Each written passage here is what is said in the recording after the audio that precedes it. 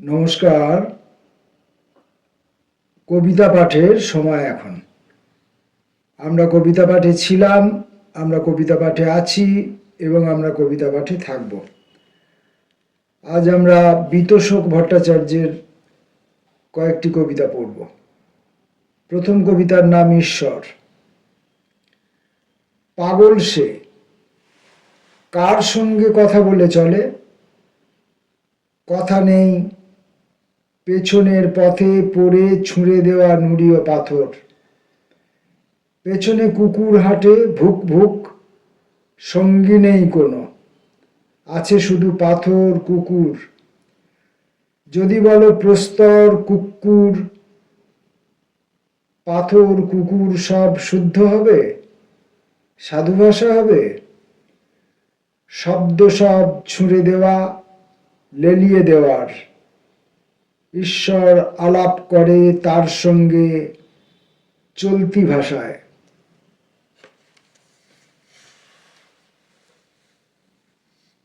পরের কবিতাটির নাম গহ্বর। মাটির দোতলা বাড়ি, হাঁড়ি কালো, তোলা আছে বাইরের দিকে। ভোরের খানিক আগে হাঁড়ি থেকে বার হয় সাদা পায়রাটি। বেড়াল রয়েছে মগ্ন উঠোনের এক কোণে আর একদিকে। এদের কুটির শিল্প বেজি পালনের জন্য বাখারির খাঁচা।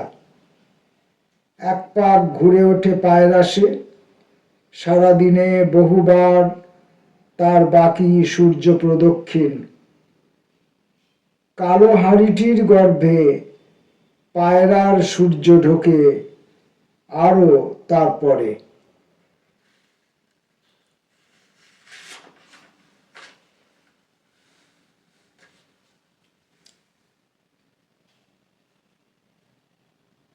পরবর্তী যে কবিতা পড়ব তার একটি কমন নাম হচ্ছে মাঙ্গলিক, সেটি দুটি পর্বে বিভক্ত। কবিতাটির প্রথম পর্বটির নাম তিলক।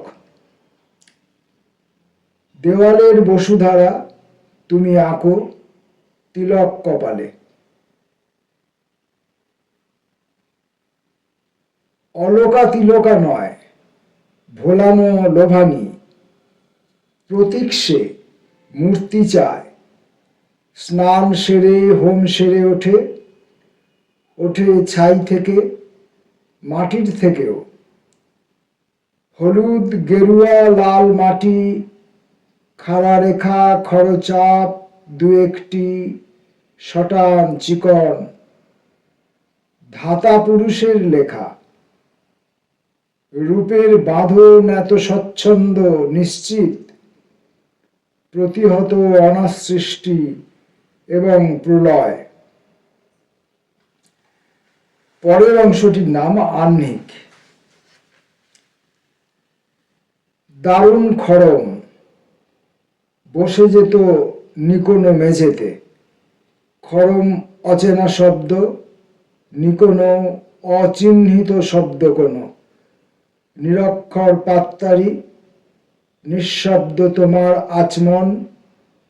নিঃশব্দে তোমার শতান্ন পাখিরা খেয়ে উঠে যেত, হাতায় সংহত বিচি রেখে যেত। তোমার আওতা থেকে দোপাটির পটপট বিস্ফোরণ কুরুল ঘাতক। তবু আছে গাছ, মর্মর ও মন্ত্র আছে ভাবো। যেমন রয়েছে সূর্য নমস্কার। কবিতার নাম তীর্থ। স্নানে চলে এসো, সাদা করবীর মতো চারপাশ।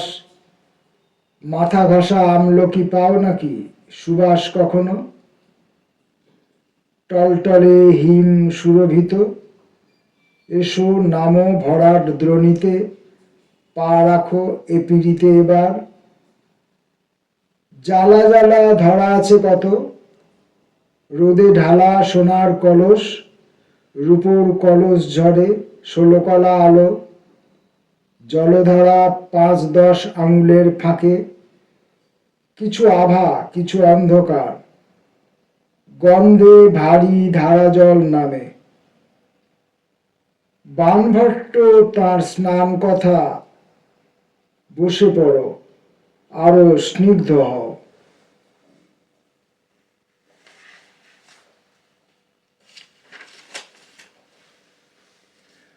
আর দুটো কবিতা পড়ব।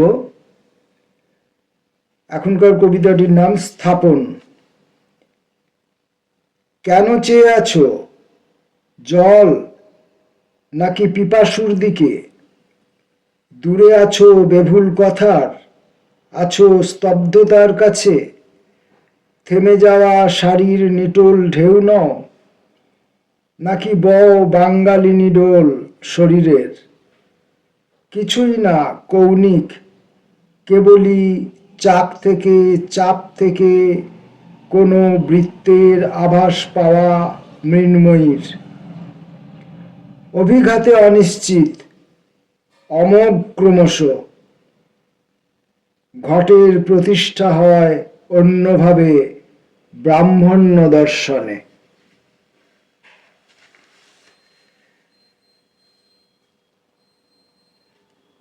আজকের মতো কবি বিতোষক ভট্টাচার্যের শেষ কবিতাটি পড়ব। কবিতাটির নাম অপূর্ব। যেখানে চাঁদের নয় জোনাকির আলো, যেখানে তারাও নেই আওয়াজ ঝিঝির, যেখানে দাঁড়ের টানে গান ওঠে পরপার হতে।